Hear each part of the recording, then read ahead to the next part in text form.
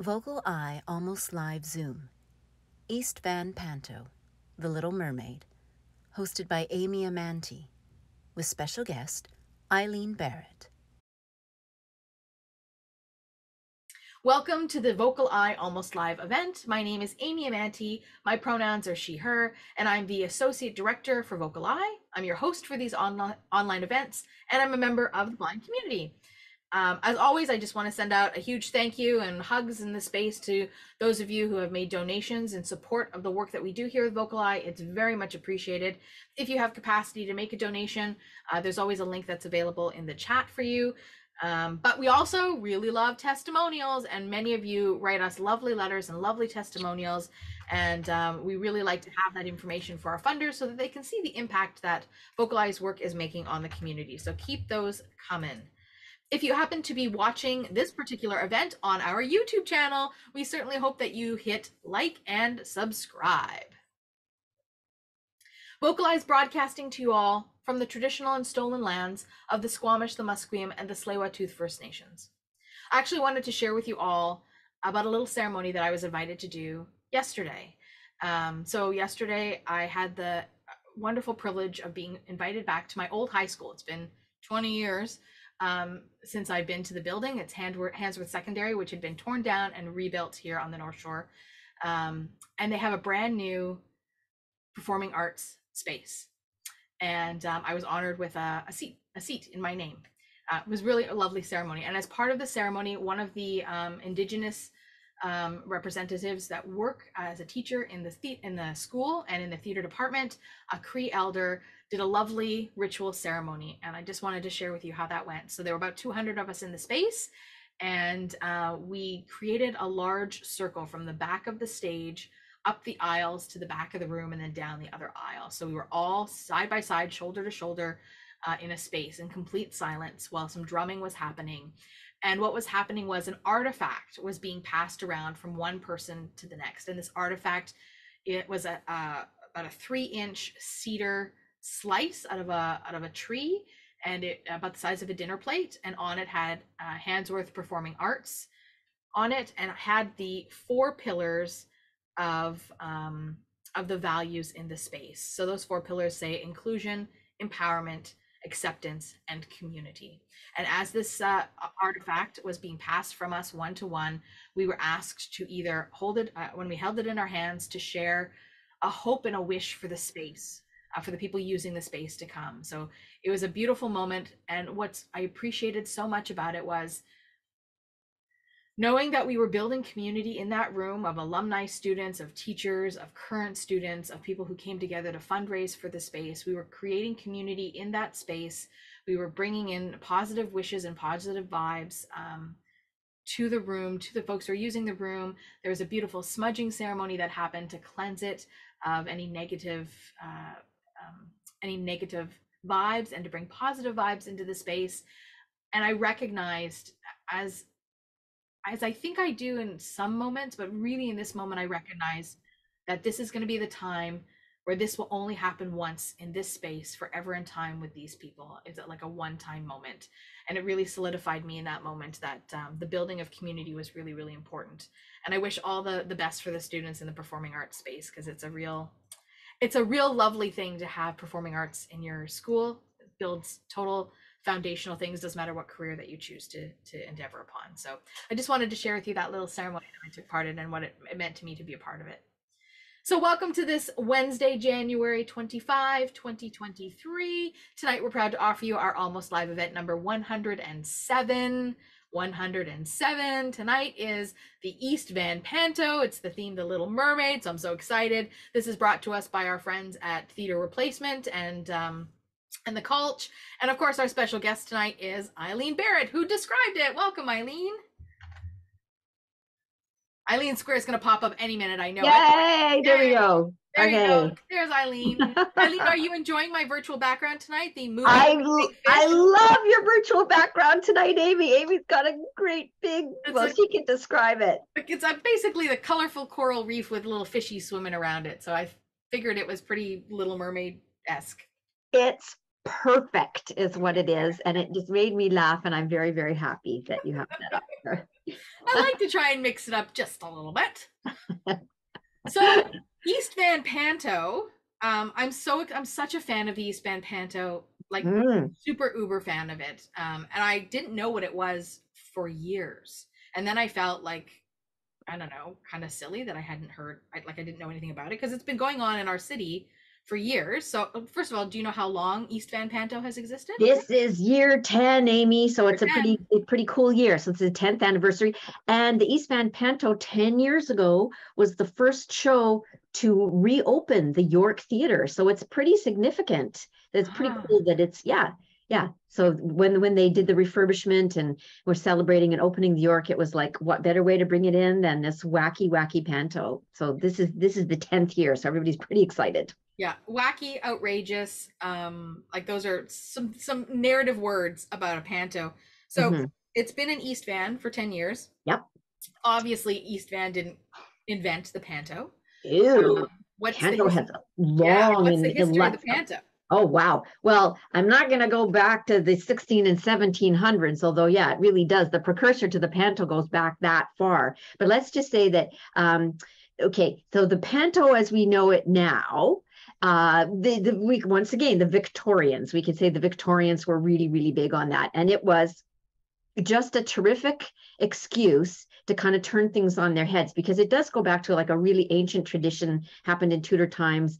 They called it the times of misrule, and it traditionally happened right after Christmas.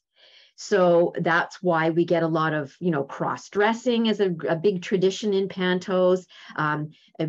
People who are obviously, male presenting, dressing up as women, and there were comedic characters. But we also have what are called trouser roles. So they had this tradition of the principal boy being played by a young woman.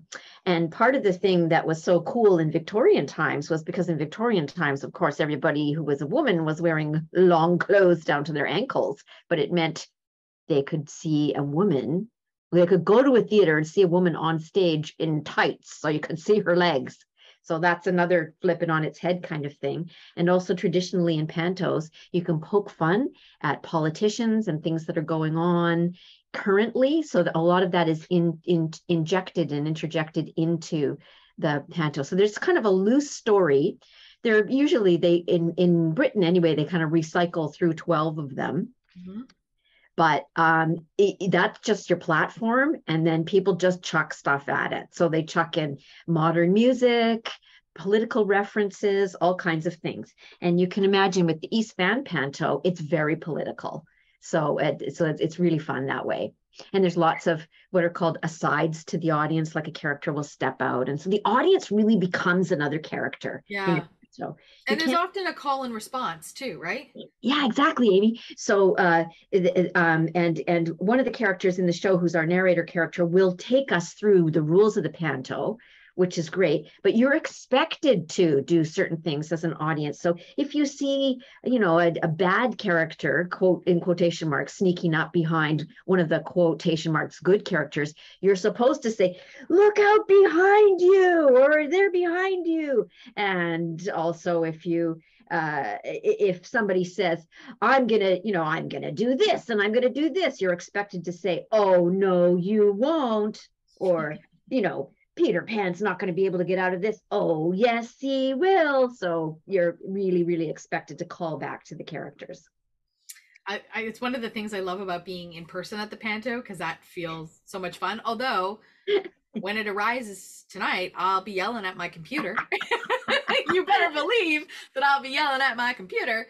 So I'm really excited about that. So what do you think is different from the East Van Panto versus traditional panto? Oh, well, traditional British panto, these days they're generally, families go and blah, blah, blah, blah, blah, but they're tame compared to East Van Panto. East Van Panto, they really up the ante on the political stuff. And that's what I love about it, is they're quite subversive. And I love how they flip stuff, like even like this version of the Little Mermaid has nothing to do with the Disney version. Like, you will be able to recognize elements of it, like that. There's that thread, but they politically, you know, they just flip stuff around on its head.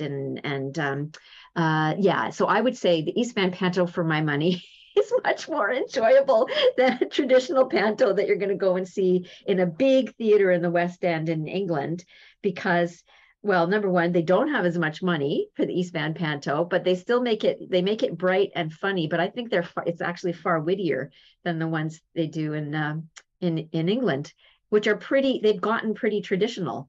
Yeah. Like, and a lot of times they have big stars. So if a star's out of work for the Christmas season in England, they'll go and they'll do the panto. So okay, we've said Christmas a couple of times. There was an article that was in the newsletter about why Christmas. If folks missed that, maybe you can tell us, why does it happen at Christmas time? Because, well, certainly, especially for the Victorians, because the Victorians were the ones who decided, like before, like in the early 1800s, Christmas wasn't that, I mean, it was always a thing, but it wasn't like what it is now. But Charles Dickens and A Christmas Carol and the Victorians completely made, you know, Christmas this explosive thing that it is now, and it's gotten even more so since then. But so traditionally, Boxing Day would be opening day for the pantomimes, not actually before Christmas. You'd go Boxing Day, and it would fill in Boxing Day up to about, you know, about now, when the traditional after, because Christmas wasn't ever like, you know, the ultimate day. It was like one of the first days of Christmas, and then we went for the 12 days afterwards. And if you go way back, traditionally, the final day of the Happy Yuletide season, the day after that was when everybody headed back to the fields and started planting and tending things again. So that they needed to fill that time in from the first day, which was actual like Christmas Day, through for that 2 weeks afterwards. So later on, people would start to go into entertainments and things like that. And that's where panto fit in. So if you don't happen to be local to East Vancouver, as you're talking about the political references, will that be lost on you or not? I don't think so, because I think what this one does really beautifully is, traditionally there's always like a villain, or they call them the baddie, but this, I don't want to give anything away, but this, you know, the way it turns out who the baddie is something that has worldwide significance. So I don't think it's gonna, yeah. And they this did one, that last year's panto. What was it? They called it big mega shipping company that shall not be named, or something ridiculous like that, and we all knew who they were talking about, right? The only thing in this one is there is a reference to a coffee company called JJ Bean. That's something that any local Vancouverite is going to know. Oh, JJ Bean, okay, you know, you go get your coffee there. For those of you who aren't from Vancouver and who don't have JJ Beans, it's like a kinder, gentler version of Starbucks, wouldn't you say, Amy? Yeah. I think that's really the only one that's going to have any sort of like, what's a JJ Bean? But it's a coffee company, which I think, likewise for us, for like if somebody mentioned a New York coffee company in a place, we'd get it. We'd get, oh, okay, it's that. Yeah. So there's nothing that's so obscure that you're not going to get it. Gotcha. Yeah. Awesome. Well, you had the pleasure of describing this, so I'm really excited to witness it. And we should let our folks know that there is an intermission approximately 55 minutes in, and we'll do a 5-minute intermission. That's the way the video is filmed, and Eileen and I will come back and do a little chit chat for 5 minutes, and then we'll do Act 2. So that's the heads up, friends. Are you ready, Eileen? Are you ready? Yeah. I've been ready all day. This is my favorite one of these so far. I think it's wonderful. Yeah. All right. Well, friends, I invite you to sit back and enjoy the East Van Panto, The Little Mermaid. Rick, when you're ready, hit play. Due to copyright restrictions, this feature presentation has not been recorded. Please check below for more information, including links to the material if it is hosted elsewhere. Intermission at the East Van Panto. Intermission! I just like my face hurts a little bit from the perma smile because it's so ridiculous. It is. It's so ridiculous. It's so ridiculous, but they're such great singers. They're such good singers, right? It actually is my dream to be in the East Van Panto. I think we need to make this happen, Amy. Okay, well, one day we have enough connections, we may be able to make this happen. Even if I'm just the person that sweeps in this case, the purple blobs off the stage. Whatever, it's all good. We also have some VocalEye friends and family that have been in East Van Panto. Yes, Donna, our beloved, our beloved Donna was the principal in East Van Panto in 2020 during the pandemic. And so she played Donna, who cannot be convinced that she's not really Cinderella. So she was like all over the buses and everything. And so Donna. That was a fun show. And also Stacy, who's one of our newly fledged and wonderful audio describers. Her little daughter is actually in this in the Little Mermaid, but they have a rotating bunch of kids who go through, so she's not actually performing in the one. She's not in this video, but she was in this production video. So she had other nights that they didn't capture on video. She wasn't performing that night. That's right. But the littlest fish is actually the daughter of the actor who plays Ursula. I kind of wonder what that's like, because the littlest fish is little tiny. I know. So it's like, would that be scary to have your mom be so mean? Honestly, I don't know. I think it's probably pretty funny. And interestingly, the actor who's playing Irk, the love interest, she was the villain last year. So, I thought I recognized her voice. Yeah. And we've heard her at Bard as well too. She's a wonderful actor. But she said for her it was a bit weird because she got used to people booing her last year, and now of course they're all like, ooh, because they're all rooting for her. So she said it was a bit weird to get her head around that. Oh, awesome. Do you have any favorite moments so far of the Panto? I mean, you've seen it many times and having to describe it, but I love this one so much. And it sounds ridiculous, but you know what? Because Veda Hilly, who does all the music for these, she's been involved in every single Panto for every 10 years. I love Veda's voice so much. I even love the welcome. Da da da da. It's even the first little song. We will be your orchestra tonight. But I'm also a huge Kate Bush fan, so I love Ariel's first when she does her Wuthering Heights song. I just love it because And the other fun thing about the Panto is like hearing familiar songs with different words, like familiar tunes. Yes, like, Oh, there's a little of that. Oh, I know this song, and then it's different words, and that's kind of fun. Yeah, which I think really helps the audience too to kind of go, oh yeah, oh, what are they going to do with it? Oh, this is kind of cute. Yeah. I don't know how they get away with it, but I was going to say, is there some like royalty that needs to be paid, or do they change the tune enough that it's, Yeah, I think because it's considered parody, they're allowed to get away with it. Again, because it's, such an old tradition, I think. Okay. It's a bit like, I think that's the thing, but I was wondering the same thing too, Amy. Yeah. I'm always curious about that because it's actually one of my favorite things to do is to take songs that I know and write ridiculous lyrics to them. Weird Al Yankovic has made a living career out of it. Yeah. Can we talk just a little bit about some of the costumes because in a little bit more depth? Yes, absolutely. How are these? For me, I'm curious about the mermaid tails. So the mermaid tails are actually constructed like a long skirt with a slit up the side and a tail on the end, so that they've actually got, so that they're not tripping over them constantly. They're sort of shiny and ripply, as you would, imagine scales would be. And they're held up. Irk's goes to the left and Ariel's goes to the right so that they're not bumping into each other. So they've got a little wrist, a thing that goes around their wrist so they can hold the tail up and flip it around in front and back of them. Oh, okay. So Ariel's is on her right wrist and Irk's is on her left wrist so that they, they can also dance with each other and they're not like flipping over each other. That makes sense. It kind of moves a little bit like puppetry then. The way it does. So that they can be mobile because it's so fast. They have to get around so quickly. And, we're trying to, although, obviously it's not realistic, but we're trying to get the essence of, they're mermaids. So okay, you can see their feet, but we don't care because they've got a lovely tail in front of it. So that's the thing is there's a certain convention that theater allows us to just buy into the story. Of course, right? Because we want to go there. We don't want to be thinking about the mechanics of it. We're just and And so that's how they facilitate that. And likewise, you know, all the ocean creatures, we're looking at their legs and we don't care. Because what we're looking at is, no, there's a starfish or a, you know, or a salmon with a bunch of roe on its head as a hat or whatever, or, you know, or Sebastian's little toque that he's got with his eyes on the front. And yeah. Oh, there we go. Oh my. 5 minutes goes by so very fast, doesn't it?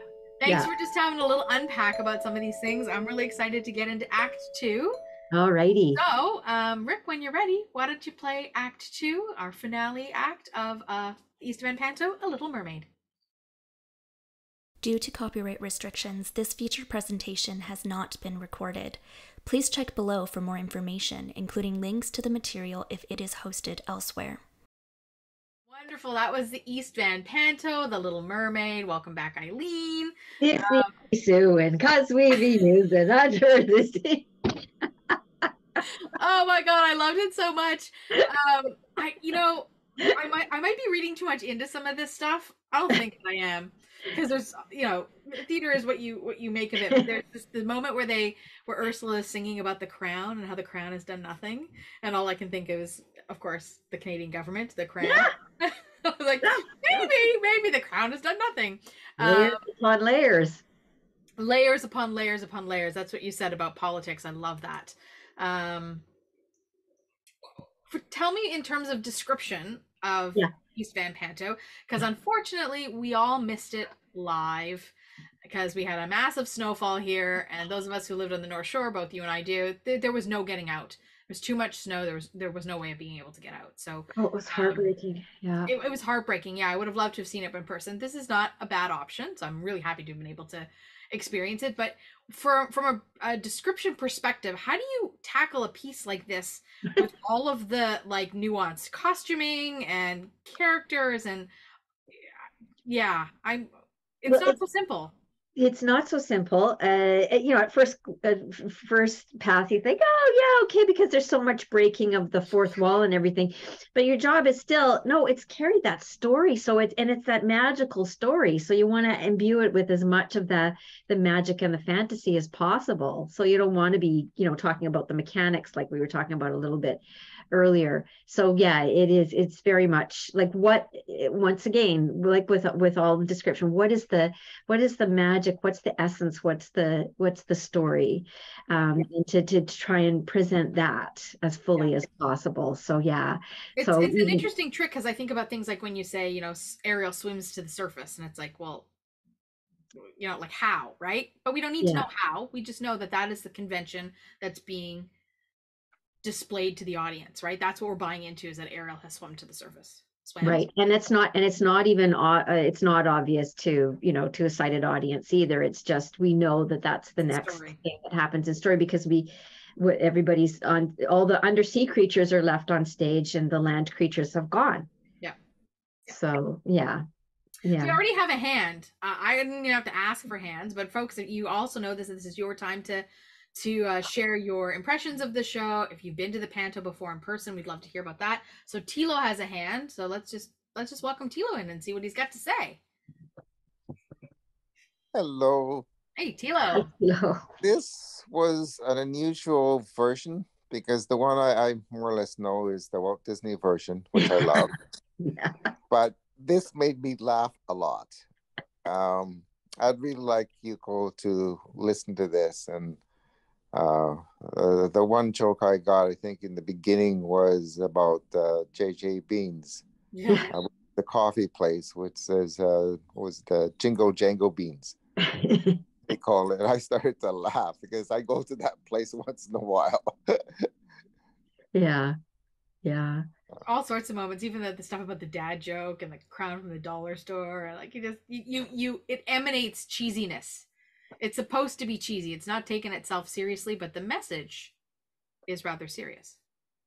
Yeah. Well, my wife mixed up one time with that. Instead of JJ Beans, she called it Go-Go Beans.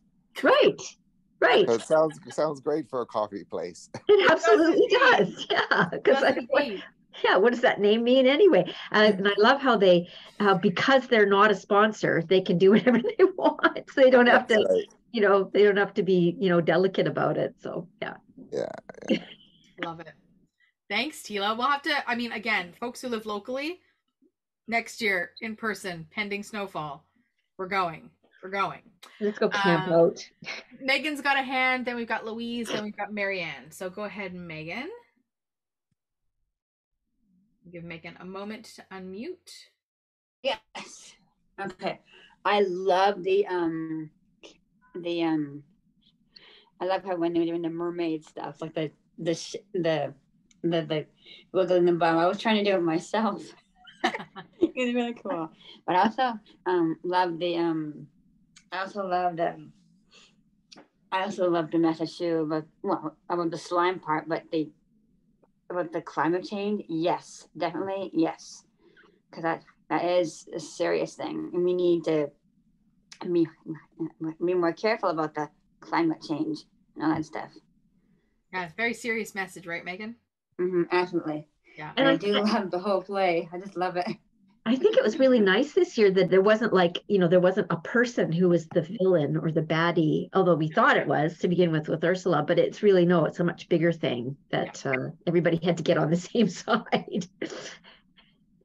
Let's go to Louise. Okay, can you hear me? We can hear you. Okay, I love the whole show, but I have to say my favorite song, and I'm sorry, it really was when the daughter was singing to her mother. Oh, yeah. Oh yeah. I was singing with her, and in my heart, it was like I felt her, like this is real. That was so real. That was a moment I felt her pain.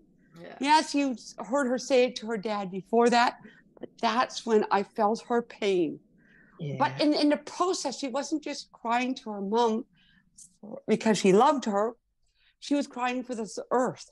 Yeah. That song just hit me. I hope this one's going up on YouTube, I hope, because I want to go re-listen to it. Yeah.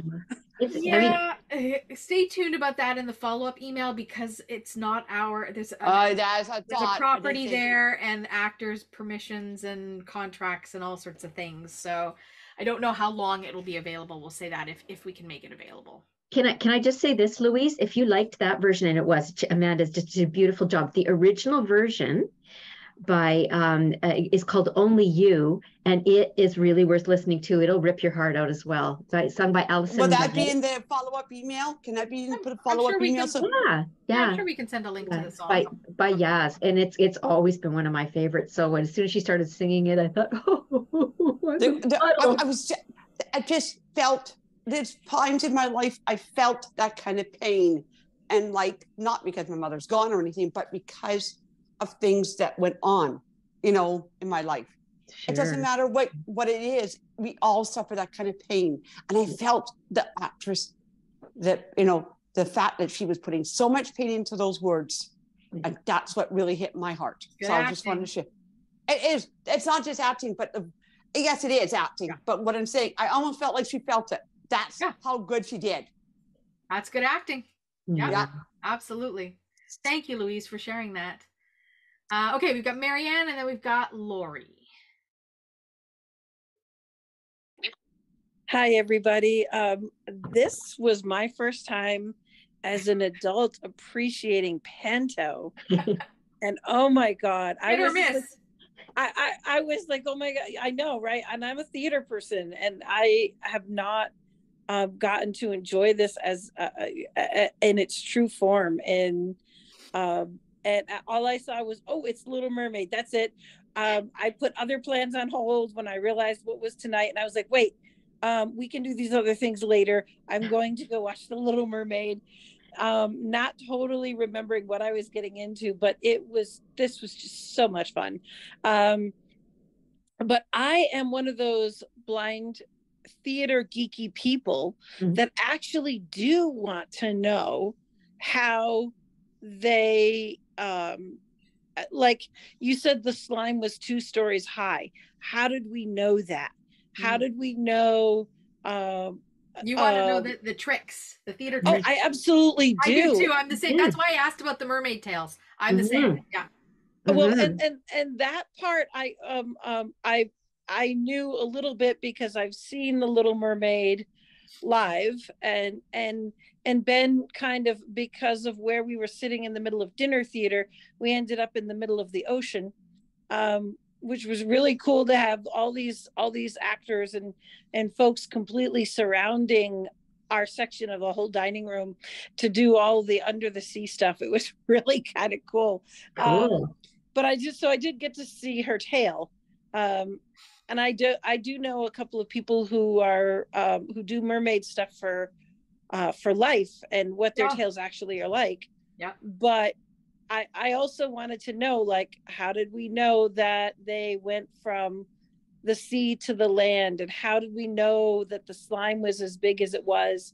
And I always want to know the secrets after a show or before, if some of them, like I could imagine like some of our describers here in Denver, if the theater uses a scrim or whatever, they will say, you know, this is on the scrim, or this is on the screens, or whatever. They will say, you know, in advance in the show notes, which things end up being projected in one way, shape, or form, which I'm always glad for, just because then it leaves me not wanting to find the describer later and say, tell me all the rest. Thanks, Marianne, and that's great for we love when we can do touch tours, either before or after the show as well too, and you can actually, you know, tactilely get on the stage and sort of have an idea of like what that tail is actually made of, or what that slime is actually made of, or and it's a slightly different experience doing it with the video than it is even with live theatrical production. Like, we can go into much more detail with the pre-show notes if you are coming, you know, 15 minutes in advance. And believe me, I did. Yeah. I've been here from the beginning. No, but I mean, like the difference in you know, attending this same performance in the theater, because of, you know, the different ambience, and like you were saying about being in the middle of it, it's important to really establish what that is and where the curtain is and all that kind of stuff. So absolutely. Tell us about the slime, Eileen. Yeah, so we do want to know about the slime. Okay, so imagine, if you will, a big purple, the kind of puffy thing that you would take into the bath with you, like a not exactly a loofah, but actually like one of those fake plasticky ones that you use to rub yourself down with. So big purple, like the big fake loofah. Like a fake loofah. So they're light enough that they can be, you know, that they can rain down on their heads and not hurt them. So that, you know, the purple slime is not going to be like, you know, doofing off your microphone or anything like that. So that if it lands on your head, it'll just, you know, as an actor, it'll just kind of go off. And also, and importantly, like if some of it gets tossed into the audience, it's not going to hurt them because there's lots of kids in the audience. So it's very fluffy, but it was also really important not to describe it as fluffy because it's slime. So it's purple slime, right? So it's like globs of it. Yeah. And how does it rise? And so there is on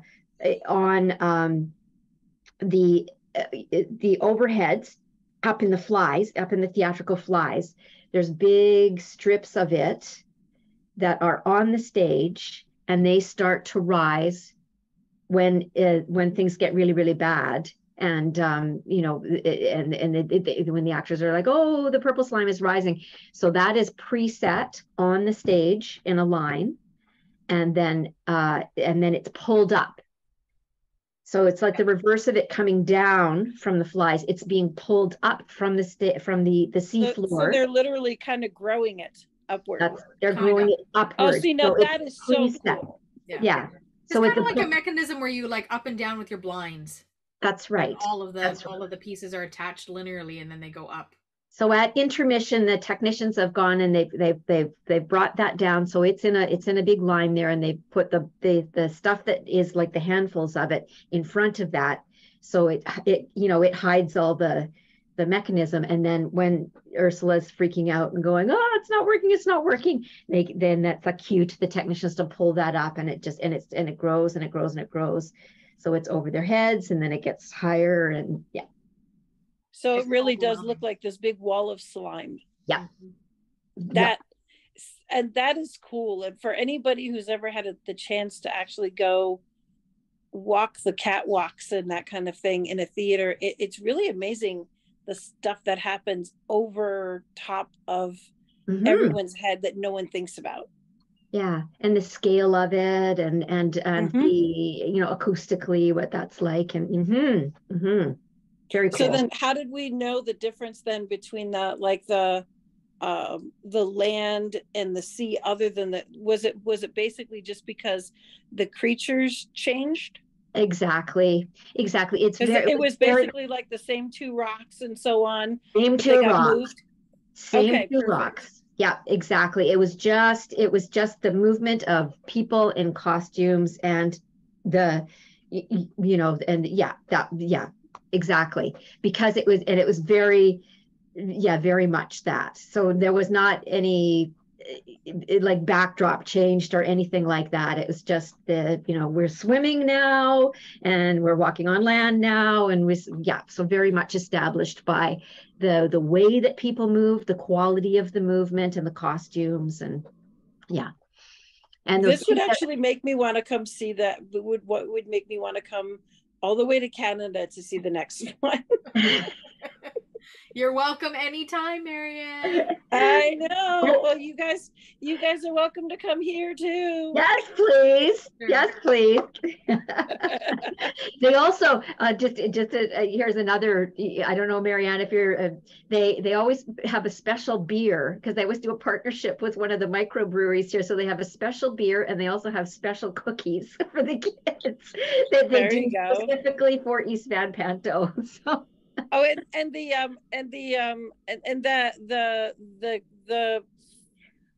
extra fish, the woman fish that came on to give the good news, was that a dragfish? Greta Thunberg? Yes. Greta Thunberg was one of the ensemble players who came on, and it was just a blue and yellow fish with braids down the side. Oh, okay. I was going to say, because it sounded like a guy, so I wasn't sure if it was meant to be a drag fish. The actor is a young male identifying actor. I think his pronouns are he and them. That works. Well, thanks for sharing the extras, because this was absolutely delightful. Oh, it's a fun I enjoyed it. Awesome. Let's go to Lori. All done. Audio now unmuted. Okay, first, I would love to see this in person. Yeah. Yeah, unfortunately, they don't have that here in the States. That's where I'm at. Unfortunately, I missed a little bit of it because I had a phone call that came in and I couldn't get away from it. So hopefully there's a way maybe they could re-show the last part of it. But I was like you, Amy, I was yelling at the computer. Yeah, no, yeah. I was doing the same thing you were doing. I was like, no, you didn't. Yes, you did. Yeah, I was yelling at the computer too, and but yeah, I don't think I would ever want to tackle with that octopus with her way of treating people. It's like, no, thank you. She redeems herself in the end. Yeah. Yeah, but, but yeah, I loved Ariel. She was the singing that she did was just fantastic, and everything on this. So it's really well done. It'd be great to see in person. And you know what, Lori, the actor who plays Ursula, the bad one, she is the kindest person in real life. So there you go. So that was some good acting. So was it hard for her to do this part? No, she loved every single second of it. She absolutely loved it. But she's just like that difference between on stage and off stage, right? The most fun to play a bad guy, because in this video, one of the little fish is actually her kid. Yeah. Right. I remember. So. And I understand about how actors, because since my father worked in the business, saw many actors be good and bad people. So Yeah. I'm kind of familiar with how they like it or if they don't like it, but they still do it, you know. But no, I think she was having a ball. It's really fun to play a character like that. Great describing as usual. Thanks, Lori. That's why we keep her. I'm just kidding. Keep her for all sorts of reasons. She's excellent at what she does. Let me out of my box. Eileen, last year, okay, so the actor that plays Ursula. Yes. Remember last year's Panto? Yes. Panto? Yeah. It was only an online one and we didn't have it described then, but I watched it online with my mother and she described it to me as we were watching it. Is she the one that did the cheese? What's that last year's? The cheese song? No, maybe that was the year before. This the all the different cheeses that goes to the da da da da da da da da da da da da da da da da. Oh, that's a good question. Oh my gosh, she has the same voice, and I don't know if it's the same, similar voice, but I don't know if it's the same actor. But Donna is saying yes. It's the same one. Okay, my voice is right. My ears are right. Yeah, Donna, maybe that was the Panto that you were in. Yeah, last year. Oh my gosh, like the pandemic has made my years all merge together. I can't remember what year's what anymore. No, a year before, I think. Last year was Fly Guy. I know, it doesn't matter. I just love Panto. I love Panto so much. And I can't wait for next year's. Do you have any idea of what the theme is? Have they announced that yet? Or I do not have a clue. I don't have a clue. But I know that the writing teams, because obviously this is why they stick with sort of well-known, easily recognizable themes, is then so the writing teams can just go at them and do their treatment on them. And I think it's going to be a dip because they do them in 2-year cycles, so it won't be the same writer this year. Sonia Bennett wrote the words for it this year, but I'm not even sure who's sitting down and writing that now. So yeah, be interesting to see. I imagine that it takes a long time to put this together because it's all devised theater, right? You have a theme, but then you're creating it, you're writing it, you're building it from scratch, so to speak. So it takes a lot of time to do that. And it's a bit longer rehearsal process too, because then the kids are brought in earlier, and then they're put through their paces, and then they're fine, and then we got the professional actors who come in, and they also pull theater students from the 2 of the theater schools here, so that's they get a chance to get some professional experience on stage with some really fine actors and music, and it's a big show. Well, this has been a hoot. I absolutely enjoyed this. But I don't want to forget that we have a prize draw, because that's absolutely enjoyable too. And our prize draw tonight is a JJ Bean package a gift package that'll be mailed to whoever wins the prize. So that's fun. Does it come with a crab, right? A little JJ Bean. We will not send you a hermit crab, I promise. Can you imagine as a blind person opening a package with a hermit crab in it? No, thank you. I might have passed out. So we got Donna here. Donna, Eileen, I put you together to do our prize draw for tonight. All right, Eileen. I've got my East Van Panto hat. Yeah. I've got my East Van Panto bag. And I am shaking the names up. So what do I say? Like octopus? Ooh, octopus. Octopus. Love it. The winner is April. Woo! Congratulations, April. Wonderful. You can expect a JJ Bean prize in your mail. It's wonderful. Eileen, thank you again so much for joining us. Thank you for the excellent description. Oh, thank you. Again, only sorry we did not get to experience it live together, us that live locally, but that face. I know, right? Frowny faces, but this is not a bad second experience. So yeah. There you go. Awesome. Well, thank you so much for joining us on Almost Live, and we'll see you the next time you join us in the space. Thank you, Amy. Thank you so much, everybody. Thanks for coming. VocalEye, vocaleye.ca. Special thanks to our funders, the Canada Council for the Arts, the British Columbia Arts Council, the Province of British Columbia, and the City of Vancouver.